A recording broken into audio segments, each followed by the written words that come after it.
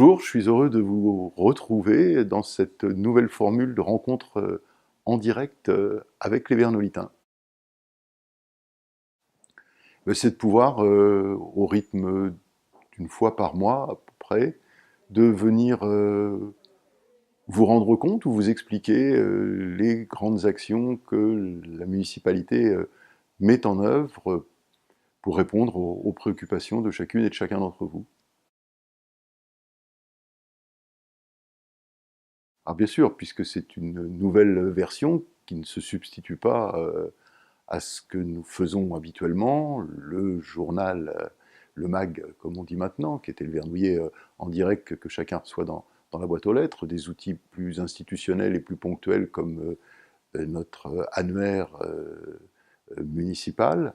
et puis également toutes les nouvelles applications, le V2.8, le site internet de la ville, dont on aura l'occasion de reparler puisqu'il va se trouver renouvelé dans le début de l'année prochaine. Donc tous les outils qui sont aujourd'hui en place, les flyers, également tous les systèmes d'affichage qu'on a et qui jalonnent nos routes, les nouveaux panneaux d'information électroniques que vous rencontrez sur les deux carrefours importants sur le plateau des Corvées et sur le plateau des Vauvettes, sans oublier la dernière année qui est la borne tactile à l'entrée de la mairie.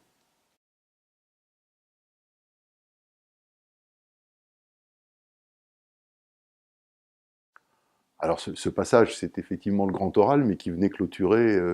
à peu près 2 années de travail sur le projet de renouvellement urbain qui lie les deux quartiers de la Tabellione à Vernouillet et des Battes à Dreux dans un même contrat, dans une même convention, comme on l'avait fait précédemment sur le plateau sud-est des Orielles jusqu'au Vauvettes. Donc 2 années de travail pour élaborer un grand plan d'ensemble de renouvellement urbain sur l'ensemble de ces deux quartiers,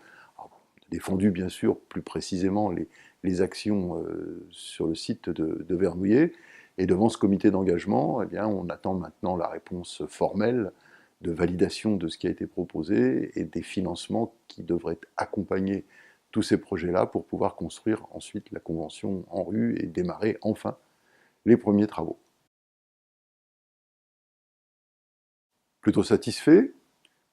Satisfait parce qu'on a défendu notre point de vue et notre projet, et puis parce qu'on a eu en face de nous un comité d'engagement qui était attentif à nos préoccupations, qui nous posait plutôt des questions qui nous permettaient d'expliquer encore mieux ce qu'on allait faire, plutôt que d'essayer de piéger telle ou telle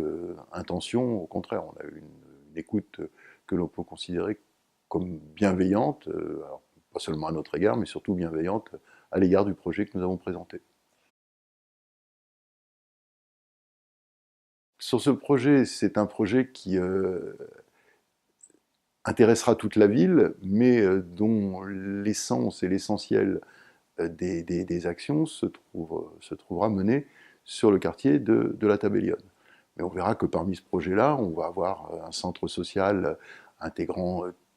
diverses dimensions qui sera bien évidemment ouvert à tous les Vernolitains. On verra aussi que des opérations de démolition et de reconstitution de l'offre se réaliseront et sur le quartier de la Tabellione, mais aussi sur le quartier, sur la ZAC du Bois du Chapitre, dont on va maintenant initier la dernière tranche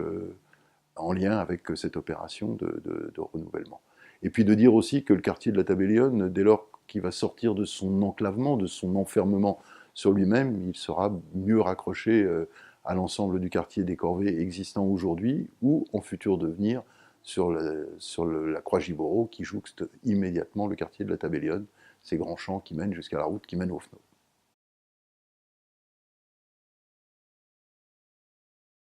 C'est une idée qui a germé dans la commission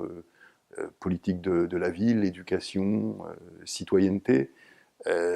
qui a germé après les élections donc de 2014, en temps de réflexion, de réalisation. L'idée, c'était de créer un conseil qui mobilise les enfants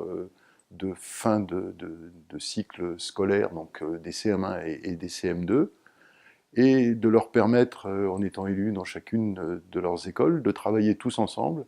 à des projets qui peuvent les intéresser, qui les intéressent eux, et qu'on puisse mettre en œuvre en les finançant dans le cadre du budget de 2019. Donc il a fallu qu'on donne une certaine solennité pour accueillir nos collègues, nos jeunes collègues. Donc c'est ce qui s'est passé lors de cette réunion à la mi-octobre. Donc ils ont voté, isoloir, urne, carte électorale, comme votaient leurs parents d'ailleurs, puisque c'était le jour aussi des élections de parents. Et puis suite à ces élections, dans les 8 jours qui ont suivi, ils étaient au travail le mercredi du jour d'installation du conseil. Ils ont travaillé entre eux, donc avec les deux collègues en charge, donc Damien Stéphaux et Marie-France Marie, et ils sont arrivés ceints de leur écharpe tricolore pour être accueillis, bien sûr, installés, pour visiter un petit peu la mairie, entrer dans le bureau du maire, et puis ensuite de participer au début de la séance du conseil municipal, où 2 sujets concernant le secteur scolaire étaient présentés. Après, on a fait une petite pause, les photos d'usage, et puis après, ils sont rentrés chez eux, parce que le lendemain, il y avait école, et on a fini le conseil municipal entre grands, mais on attend maintenant avec beaucoup d'impatience le résultat de leurs travaux et des projets qu'ils auront à nous présenter pour qu'ils puissent ensuite être mis en œuvre. Ils vont travailler au rythme de 2 séances par mois. C'est 2 fois plus que ne le font les élus municipaux, mais enfin on a quand même des durées de session qui sont un peu plus longues que les leurs.